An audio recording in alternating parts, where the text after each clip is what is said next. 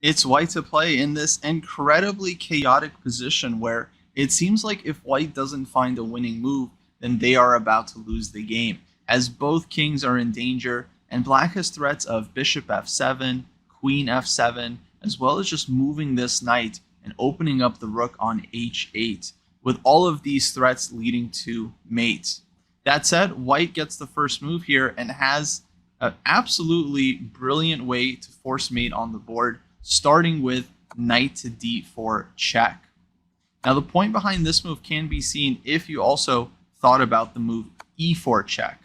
Now this one's an interesting try because on bishop takes e4, then white would have knight d4 mate, utilizing the pin on the fifth rank, the fact that black's king has no safe squares.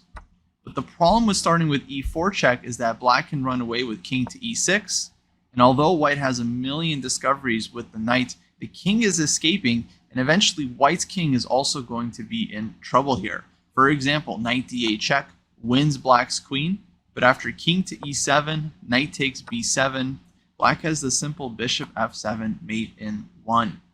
So e4 check king e6 isn't working for white. Instead, the right move order is knight d4 check. Black has only one legal move. That's a good sign. Black has to take the knight on d4.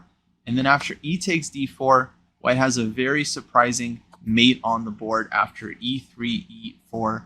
Again, utilizing this pin on the fifth rank, black's bishop cannot take the pawn. The king is short of squares, all of the squares covered by at least one of white's pieces.